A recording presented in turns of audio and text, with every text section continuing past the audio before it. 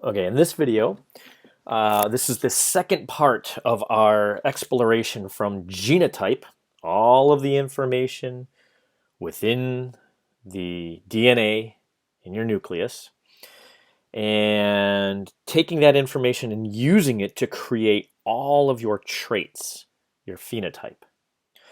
And so we started here with our gene in your DNA in the nucleus, and we have transcribed that into messenger RNA, and then we have processed that messenger RNA with a poly A tail, with a G cap, and we have removed the introns and spliced together the exons. And then that mature messenger RNA was exported out of the nucleus into the cytoplasm. And that is where translation is going to take place. And translation is the reading of messenger RNA and the writing of protein. So we are going from the language of nucleic acids to the language of proteins. Those are two different languages, and that's why we call it translation. Okay. Now, after that, the protein folds and it gets processed in various ways, and then we are back to our first 8 weeks of class. We're back to understanding protein structure and how these various proteins give rise to who you are and your traits, your phenotype. All right, so let's take a look at translation then. Now, this is a little close. It's another overview, but it's a little bit more detailed. Here's our gene. We're looking at just one strand. We're looking at the template strand here, what gets read by the RNA polymerase. So remember, the RNA polymerase reads a 3' A and writes the reverse complementary, a 5' U. Okay, so that DNA, that RNA polymerase is going to read the template strand from 3' to 5', and it's going to write the messenger RNA from 5' to 3'. That messenger RNA here is now within the cytoplasm, and now it's going to be read again from 5' to 3', but this time every 3 nucleotides. UGG, that encodes a specific amino acid.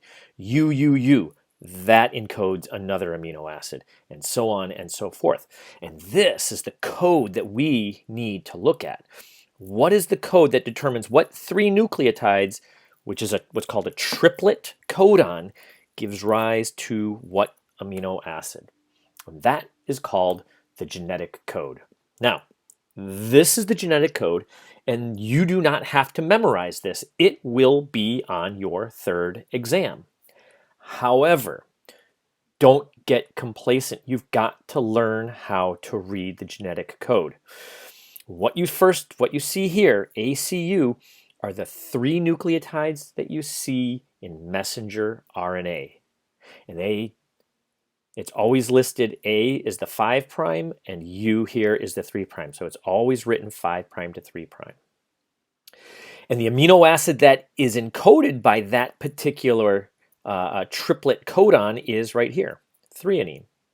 CCC encodes proline, and so on and so forth. Now, you can just kind of search through all 64 of these triplet codons, but you can also do it a little bit easier. Here, if we go on this side here, G is the first base.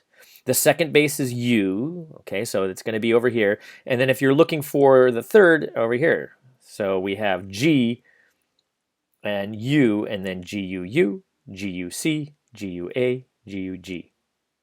Or if we're looking for AC, ACU, ACC, ACA, ACG. Okay? All right, let's talk about some characteristics of the genetic code. The first is that it is universal. That means that the genetic code is the same in all organisms, from bacteria to dinosaurs to humans. Couple very small exceptions, but for the most part, universal. What that means is you can take a human gene and you could put that gene into bacteria and get that bacteria to express those human proteins. And we do that. We do that for insulin, for example. So we take the insulin gene from humans, we throw it into bacteria, and we get that bacteria to be a little insulin factory. This is perhaps the greatest piece of evidence that all life has had a common ancestor, that last universal common ancestor. We all evolved from that first life form that had that genetic code. The genetic code is redundant. There are 64 different possible combinations of triplet codons. You saw that from the math that we did. There are only 20 amino acids. And so what that means is there are some amino acids that are encoded by more than one triplet codon. Leucine, for example, is one of the best examples. Leucine is encoded by 1, 2, 3, 4, 5, 6 different codons. There are others that are encoded by only one. So, for example, a tryptophan is only encoded by one triplet codon. Now, although the genetic code is redundant, it is unambiguous. And what that means is a single codon will only encode a single amino acid. It will never encode some other amino acid. What do I mean by that? UUU encodes phenylalanine, and that is it. You won't find UUU elsewhere within this genetic code encoding some other amino acid. Okay? So make sure you know that. It's redundant. There are some amino acids that are encoded by multiple codons. However, a single codon will only encode a single amino acid.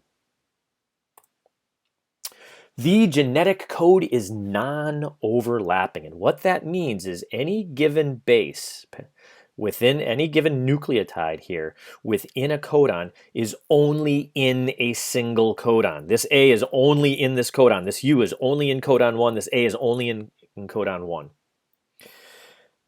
An overlapping code, which the genetic code is not overlapping, but an overlapping code, just to give you an idea of the difference, would be a situation where this U, or let's take a look at this A, is in codon 1, it's in codon 2, and it's in codon 3. That is an overlapping code, and that is not what the genetic code is. It's non-overlapping. Now, a messenger RNA will only have one correct reading frame. And by reading frame, what I mean is, what we could do is, if we started here, ACG, AAU, GGU, CGA, right? That's one reading frame. That's the first reading frame. And then if we start in by one base, that's another reading frame, CGA, AUG, GUC, GAA. That's a completely different sequence of codons than that first reading frame. And then the third reading frame is another one altogether, GAA, UGG, UCG, so on and so forth. So we have three reading frames that, depending upon which one is used, is going to give us of completely different proteins. Now, there's not a fourth reading frame, because what happens if we go from the third, so we started here, and then we went here, and then when we here, and if you go to that fourth amino acid, what we think that fourth reading frame would be, look at that, we're right back into reading frame number 1. Okay, so the question becomes, how does the cell know what's the correct reading frame? How does the cell know where to start reading this template, reading this messenger RNA? And is it simply at the beginning of the messenger RNA? Does it just pop onto the 5' end of the RNA and start reading? And the answer is no to that question. So then what is it? Well, it turns out that what the ribosome does is it scans, starting at the 5' end, it scans all three reading frames until it gets to the first AUG. And it doesn't matter what reading frame it finds it in. If it's in the first, the second, or the third, doesn't matter. Now, that first AUG is never right at the 5' end. It's always somewhere buried into that messenger RNA. Now, once that ribosome finds that first AUG, bang, that dictates where things are going to start, and it dictates the reading frame. AUG is going to be the first amino acid. GUC going to be the next amino acid, and so on and so forth. The next question that we have to ask ourselves is, when does this stop? How far does that ribosome go? Right? Does it go all the way off to the 3' end of the messenger RNA, or does it stop somewhere before that? And the answer is it stops somewhere before the 3' end. And there are 1, 2, 3 triplet codons that do not encode an amino acid. Instead, they tell the cell, they tell the ribosome, stop. We are done with this protein. Release from the messenger RNA, release the protein. And I have an important question for you. Is the stop codon the last 3 bases of the messenger RNA? And I think I've already answered this. The answer is no. So now let's take a look at an actual messenger RNA. Here's the 5' end here. Here's the, okay, and then here's the 3' end way down here. Look at this. There's our poly A tail. Look at this. This is our G cap. If we scan through, starting at the 5' end, you're not going to find, no matter what reading frame you look at, you're not going to find an AUG until you get right there. So there is the start of translation. There is where you're going to start reading those codons and putting amino acids together. And now you scan through in that reading frame, you're not going to reach a stop codon until, bam, right here. Notice that stop codon, UAA, is not the last 3 letters. In fact, there's a ton more sequence here. So this region between the start codon and the stop codon is called the open reading frame. That is the part of the gene, of the messenger RNA, that is going to be translated into protein. The sequence before the first start codon, and it can be quite long, is called the 5' untranslated region. The sequence after the stop codon, and again, look how long that is called the 3' untranslated region. Now, they have significant roles in regulation and in the regulation of the degradation of messenger RNAs, and we'll get to those in a few lectures. Okay, but right now, the important point about the 5' and 3' UTR is that they simply do not encode protein.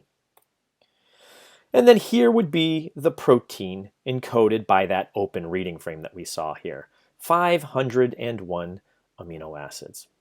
Okay, now that UAA, don't forget, it does not encode an amino acid, but the start codon, AUG, does. It encodes a methionine. Let's take a look at that.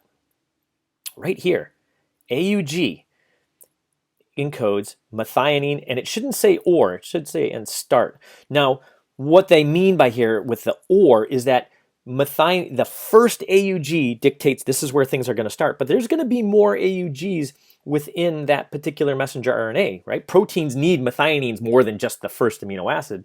They oftentimes need methionines elsewhere within the within that protein. All right, let's take a look at the components of translation now. Let's look at transfer RNAs, aminoacyl-tRNA synthetases, and ribosomes. So, tRNAs, transfer RNAs. These are special RNA molecules. Now, they're encoded just like any other RNA within a cell. They are encoded by a gene in the DNA. But instead of being a messenger RNA and then giving rise to protein, that's it. They're done. They exist and function as an RNA. All right, what do? Well, what they do is they carry amino acids. So the 3' end here is the end that is going to be covalently bound to a specific amino acid. And then down here, there is what's called an anticodon, and that anticodon is reverse complementary to a specific codon. And the codon that is it's reverse complementary to, right, that dictates which amino acid it's carrying.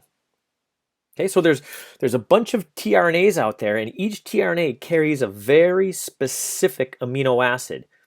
The amino acid that is encoded by the codon that this anticodon binds. Phew, I know that's a lot. Let's come back here and look at this. So here's what I mean. This anticodon, UAC, is reverse complementary and therefore binds a codon, AUG. This codon, if you were to look in the genetic code, encodes methionine, which means that this tRNA with this anticodon holds on to methionine. And wherever this tRNA binds to a messenger RNA, because it's reverse complementary, it brings along with it this amino acid, methionine. Now, here's a little complication. Turns out that the 5' most base pair or base of an anticodon comes right here at this bend. And that makes that particular base a little wobbly. It can accommodate some weird hydrogen bonding that these other two bases can't. What does that mean? It means that if the 5' most base of an anticodon is a C or an A, everything is normal. It will only bind a G in the codon. It will only bind a U in the codon. However, because of that little wobbly thing, what we call the Wobble effect, if it is a U in the anticodon, it can accommodate not only the normal base pairing to an A in the codon, but also a G, which means this anticodon can bind two different codons, a YXA and a YXG codon, which means that those two codons must, by definition, encode the same amino acid because this tRNA only ever holds one amino acid. Same thing here. If in that 5' position of the anticodon is a G, it will bind a C or a U, which means this anticodon, which is carrying a single type of amino acid, will bring that amino acid to YXC and YXU, meaning that those two codons must encode the same amino acid. That is the first of two mechanisms that causes the redundancy that we see in the genetic code. The ability for a single amino acid to be encoded by multiple codons. Next, how do these amino acids become attached to transfer RNAs? It's with an enzyme called an Aminoacyl-tRNA Synthetase. And what they do is they have the ability, right? They're pretty amazing enzymes. They have the ability to distinguish between about 20 different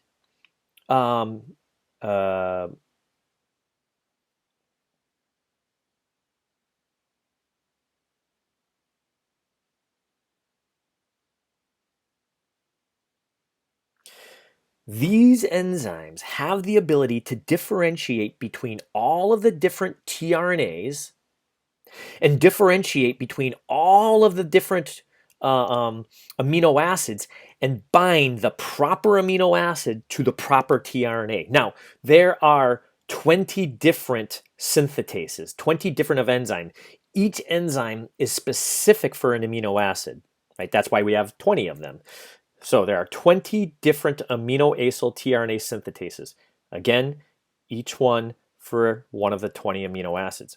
However, and this is important, each aminoacyl-tRNA synthetase can potentially bind to and attach the same amino acid to different RNAs, tRNAs.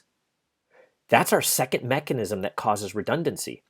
So now, instead of having one tRNA that binds to two codons, we have multiple different tRNAs carrying the same amino acid.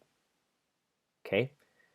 Make sure that you go through and think about this. Really think about the redundancy from the Wobble effect and the redundancy from the aminoacyl-tRNA synthetases and the fact that some of them can bind multiple tRNAs. You'll have to sort of draw it out. Ribosomes. Ribosomes are the organizers of translation.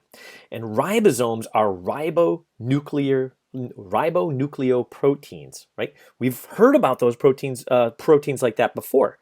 SNRPs, small nuclear ribonuclear proteins. Right? These are the things involved in spliceosomes.